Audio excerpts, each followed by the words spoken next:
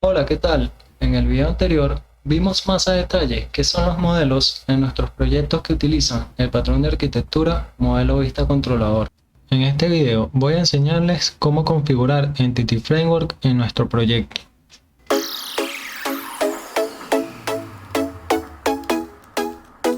Vamos a comenzar haciendo unos pequeños ajustes a nuestras entidades. En el video anterior nos faltó colocar el identificador de cada una de estas entidades. Vamos a hacerlo.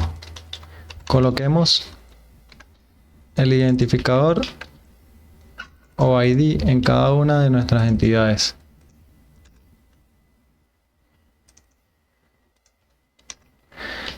Perfecto. Ahora, también nos faltó cambiar goles por goals. Recuerden que es únicamente inglés. Coloquemos birthdate. Perfecto. Ajustemos aquí y ya lo tenemos. Bien, comencemos con la instalación de Entity Framework. Seleccionemos nuestro proyecto. Clic derecho del mouse y vamos a administrar paquetes NuGet. Seleccionamos y aquí de primero nos aparece Entity Framework Core.sql Server. Si no les aparece, pueden utilizar aquí el buscador. Le dan a instalar en la versión 7. Ok, aceptar. Perfecto, ya lo hemos instalado. También vamos a necesitar Entity Framework Core.tools. Este es el que nos va a servir para los diferentes comandos a la hora de utilizar Entity Framework. Le damos a instalar, ok, y aceptamos. Perfecto, ya hemos instalado los paquetes que necesitamos. Ahora, nuestro segundo paso es crear el DB Context de nuestra aplicación. Vamos a Models y seleccionamos Agregar.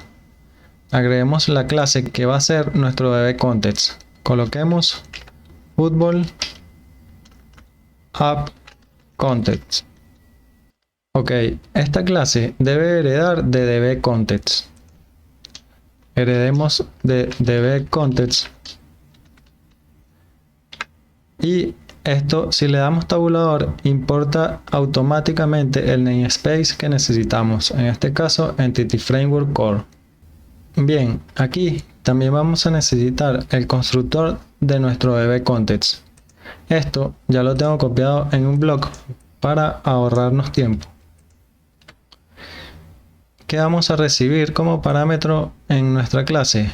Un DB Context Options, el cual va a ser tomado de la clase padre, es decir, de nuestra clase DB Context. Cuando configuramos Entity Framework Core, esto casi siempre es lo mismo, entonces no tiene sentido aprendérnoslo de memoria, sino reutilizar la clase Context en nuestros distintos proyectos, cambiando el nombre del contexto. También aquí tenemos otro método que es onModelCreating. Este método nos va a servir para cuando necesitemos crear una dataset o una data inicial en nuestro proyecto. De momento vamos a dejarlo vacío. Bien, una cosa más y una de las más importantes al trabajar en nuestra clase de DBContext son los DBSet. Los DBSet son la representación de una tabla en la base de datos a una entidad de nuestro modelo. Es decir, puede ser el club, noticia o jugador. Ahora bien, ¿cómo declaramos los DBSet en nuestra clase DBContext? Coloquemos un property y le asignamos DBSet. Si vamos a la clase DBSet, ven cómo recibimos aquí un tEntity. Este tEntity es de tipo class, es decir, es una clase. Ahora, ¿qué clase vamos a recibir aquí? Una clase de tipo club. Y aquí la llamaremos clubs. El nombre que tengamos aquí es el nombre que tendrá nuestra tabla en la base de datos. Es decir, si nosotros ahora queremos, si nosotros en nuestro programa quisiéramos todos los clubs colocaríamos club to list. Pero si aquí asignáramos cualquier otro nombre, qué sé yo, club XXS, nuestra tabla ahora se va a llamar club XSS. Nuestra tabla va a tener el nombre que coloquemos aquí y nuestras consultas tendríamos que hacerlo con ese mismo nombre. Bien, arreglemos esto de la forma correcta y coloquemos los dbset que vamos a necesitar.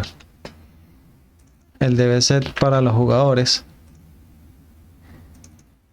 y también para las noticias. Perfecto. Ahora ya estaría lista nuestra clase de dbContext. Vamos al tercer paso. Bien, vamos a nuestro tercer paso en la configuración de Entity Framework. Agreguemos el string de conexión o cadena de conexión en el appSettings.json. Este string de conexión ya lo tengo guardado en un bloc de notas también. Vamos a copiar y pegar el string de conexión. ¿Qué especificamos en el string de conexión? El nombre del servidor, el nombre que tendrá nuestra base de datos, en este caso Football App DB, y que nuestra autenticación en esta base de datos va a ser la autenticación de Windows Authentication. Ok, para nuestro siguiente paso tenemos que ir al archivo program.cs. Aquí vamos a agregar en nuestro contenedor de servicios el dbContext de nuestra aplicación. Esto para que podamos utilizarlo como inyección de dependencia donde lo necesitemos. Esto también lo tengo en el bloc de notas. Copiemos y peguemos. Aquí indicamos cuál es nuestro dbContext, en este caso Football App Context, y también especificamos la cadena de conexión a nuestra base de datos con el nombre que especificamos en el appSettings.json. Y bien, ya con esto tenemos toda la configuración necesaria de Entity Framework en nuestro proyecto. Ahora solamente nos queda utilizar la consola del administrador de paquetes para agregar nuestra primera migración y ejecutarla, y así poder transformar estas entidades en tablas de nuestra base de datos. Veamos, agreguemos nuestra primera migración con el comando add migration first migration. Como podemos ver, creó las tablas necesarias para nuestros proyectos. La tabla clubs, noticias y players. Ahora, para que estas tablas se vean reflejadas en nuestra base de datos, necesitamos colocar update database.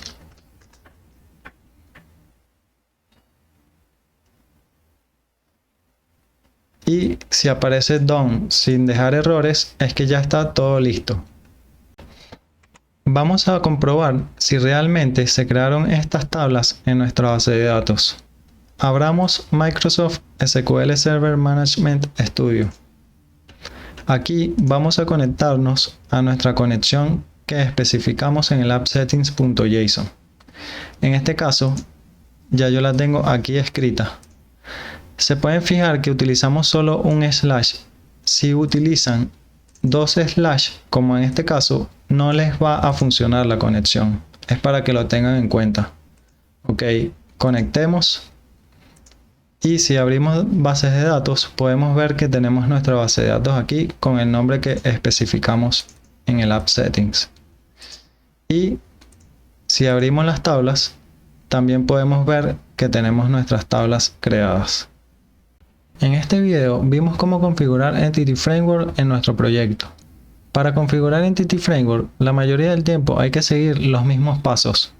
En primer lugar, instalamos los paquetes entityframeworkcore.sql server y entityframeworkcore.tools. En segundo lugar, agregamos la clase de dbContext en nuestra aplicación. Aquí irán los dbset que vayamos a utilizar y en caso de que necesitemos alguna data inicial, vamos a colocarla en el método onModelCreating. Una vez culminado el paso número 2. Vamos al paso número 3, que es agregar la cadena de conexión en nuestro archivo appsettings.json. En este archivo se especifica el servidor, la base de datos y el tipo de autenticación que vamos a tener. En caso de utilizar una conexión de Windows Authentication, no colocamos el usuario y la password. Luego vamos al paso número 4, que es agregar en el contenedor de servicios el DB context de nuestra aplicación. Esto para poder utilizarlo por inyección de dependencia donde lo necesitemos. Y por último, vamos a la consola de administrador de paquetes y corremos el comando add migration para agregar la migración inicial. Y luego utilizamos el comando update database para que esta migración se ejecute y cree o actualice las tablas en la base de datos. Perfecto, hemos llegado a la parte final del video. En este video pensaba comenzar con los servicios que necesitamos.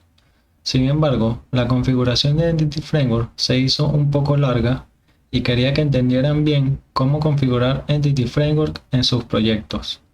En el próximo video comenzaremos a crear nuestros servicios. Espero les haya gustado el video y si les gustó, no duden en dejar su like y suscribirse. Muchísimas gracias, nos vemos en el próximo video.